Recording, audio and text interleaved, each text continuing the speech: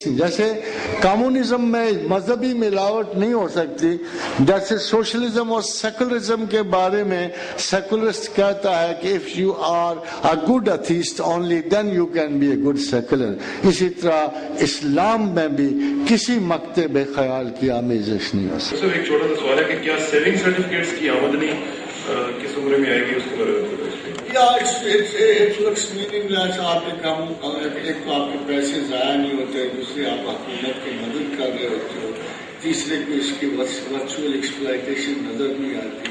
We can't call it the same way۔ اچھا professor, Qadiani حضرات کے بارے میں پوچھا گیا ہے کہ ان سے معاملات کس طرح کیے جائیں، کیونکہ اندرون ملک اور بیرون ملک وہ خاصا رسوخ حاصل کر چکے ہیں۔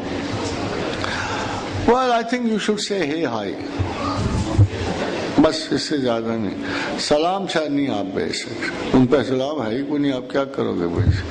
تو باقی آئی تھنک ان کے ساتھ ورچولی ہمارا کوئی مسئلہ نہ ہوتا، مگر جیسے اللہ کے نزدیک ہے کہ اللہ اپنے دوستوں کی اتنی شدت سے محبت اور قدر کرتا ہے، اور کہ اپنے بارے میں کوئی برا کو شاید میں نہیں مناتا، مگر اگر کسی اپنے دوست کے بارے میں اس کو چھوڑ دو گے تو پھر اس کو، جیسے جب لوگوں نے کہا کہ یہ تمام حج سنت ابراہیم ہے اور لوگ حج کے لیے جاتے ہیں تو صفا و مروہ پہ تو ابراہیم نہیں گئے، تو لوگوں نے پوچھا کہ اگر ہم صفا و مروہ نہ کریں تو کیا حرج ہے؟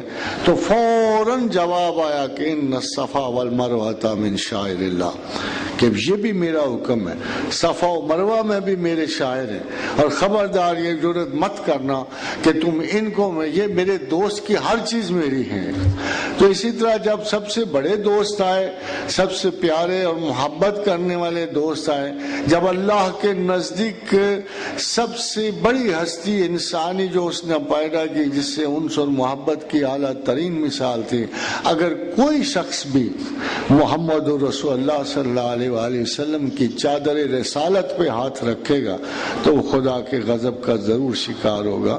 اور میرا خیال یہ ہے کہ اس لحاظ سے ہمیں بھی محتاط ہو جانا چاہیے کہ رسول اللہ کا جو برا منانے والا دشمن جو ہے وہ کبھی بھی فلاح نہیں پا سکتا، اور اس کا دوست ہونا بھی خدا سے دشمنی کرنے کے برابر ہے۔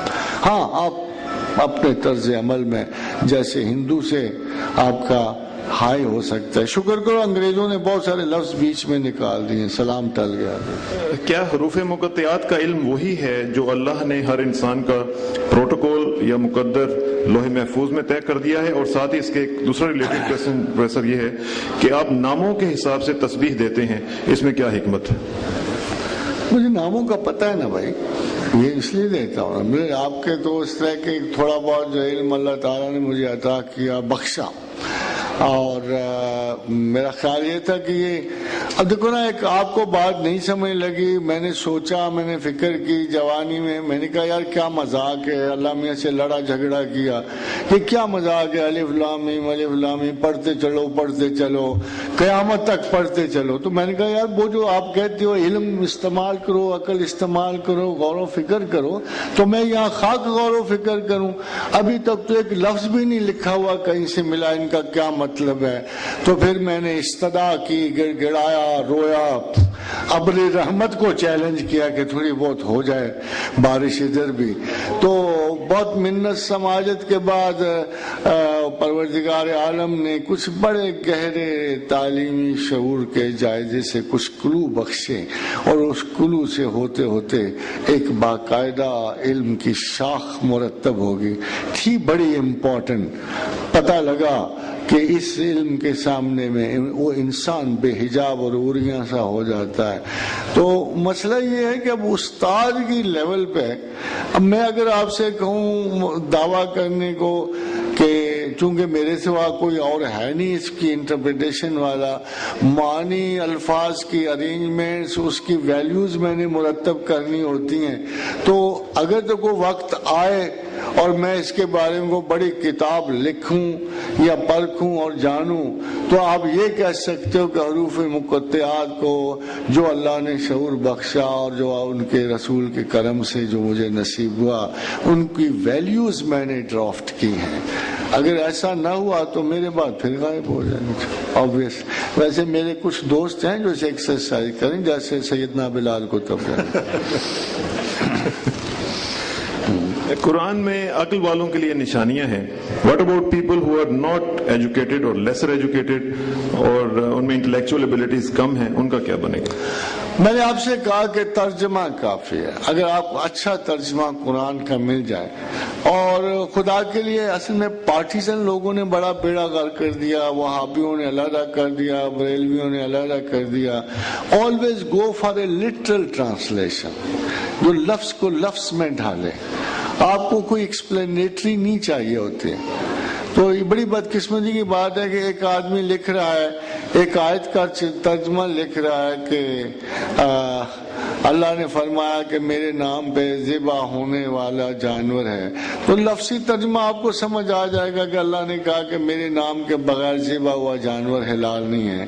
مگر جب ذرا آپ نیچے ترجمہ دیکھو تو موصوف نے ڈیشیں ڈال کے لکھا ہوا ہوتا ہے یہ بہت بڑا کفر ہے, شرک ہے, جو لوگ پیروں کے نام پہ ڈیٹنگ ہیں, یعنی خود ہی ایک مسئلہ کھڑا کر کے ایکسپلین کیا ہوا ہے. اب ان کو پوچھو بھائی یار تو قرآن کو قرآن تک رہنے دے, یہ آدمی جو پڑھ کے نکلے گا وہ فردر سٹڈی کرے گا تو سائڈ کے مسائل تک پہنچ جائے گا. تو ابھی تراجم قرآن میں یا تفاسیر میں یہ مسئلہ ہمیں بڑا درپیش ہے کہ کوئی honestly word to word translation نہیں ہے. ہمارے پاس جو اچھی ٹرانسلیشن شاہ رفیع الدین احمد کی ہے, اور پرسنلی میں تو اسی کو دیکھتا ہوں. ایک خاتون نے پروفیسر پوچھا ہے کہ جس کو اللہ بیٹی نہیں دیتا کیا وہ اپنے آپ کو بد نصیب سمجھے؟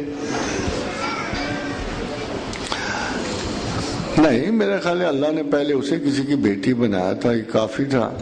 اب اگر اللہ نے اسے بیٹے بخشے ہیں تو اس کو خدا کا شکر ادا کرنا چاہیے. میرا خیال یہ ہے کہ اس خاتون میں نرمی کم ہے, اس لیے بیٹے دیے گئے ہیں. جب خوب بچوں کی طرف سے اذیت اٹھائیں گی تو خود بخود ہی ٹھیک ہو جائیں گے. Kindly please comment on present international scenario, keeping in view Muslims' position, particularly Pakistan. Is it going towards Ghazwa-e-Hind, and what would be the role of an ordinary Pakistani? یہ آخری سوال ہے تو اس کا جواب دے دیتا ہوں. As you wish. میرا خیال ہے ایک سر اس پہ ایک کوشچن ہے. آخر کبھی مظلوم پہ ترس کا لمحہ بھی تو آتا ہے. ٹھیک ہے. سنس لانگ ہمیں سے بات یہ ہے سب کہ میرے نزدیک آگے پاکستان کی خاص طور پر عظمت مسلط ہو رہی ہے انشاءاللہ تعالی العزیز. We are going to become a very strong, positive nation in spite of a total chaotic leadership in politics. اس کے باوجود ملک جو ہے بڑے استحکام کو بڑھے گا, اور ان تمام جاہلوں, نکالوں اور حکمرانوں سے ہماری نجات ہوگی. ہمیں نہ بہت بڑے لیڈر چاہیے, نہ ہمیں ہیروز چاہیے. ہمیں سمپل مڈل کلاس کے چند آنےسٹ بندے چاہیے جو ملک کی سورسز کو کرینے سے استعمال کر لیں اور لوگوں کے مفاد ان تک پہنچا دیں. Actually this is one of our forces کہ we are looking for heroes. ہمارے میرے خیال ہے جب سے انڈین فلمیں دیکھنی شروع کی ہیں ہمیں بس عادت پڑ گئی ہے میریکولس ہیپننگز کی. اس جاہلانہ موڈز کا رخ بدلنا چاہیے, اور ہمیں خیال آنا چاہیے کہ چاہے کچھ بھی ہو ہمیں اتنی پس ایمانداری, اگر آپ تسلی سے صرف ایمانداری کو کرائیٹیریا بنا لیں کسی بندے کے چناؤ کا, تو انشاءاللہ تعالی اگلے انتخاب میں ہم چند ایک ایسے معقول لوگ لے آئیں گے جو نہ تو ان کے پاس تصور ہے نہ خیال ہے, کچھ بھی نہیں ہے. all they have to do is کہ جی ملک کی مفاد میں فیصلے کریں اور ذرائع کو اخلاص اور ایمان سے استعمال کریں. اس وقت تو بڑے کیا چھوٹے کیا قریباً تمام لوگ ہی لگتا ہے کہ ایک چوروں کا ٹولہ آیا, ایک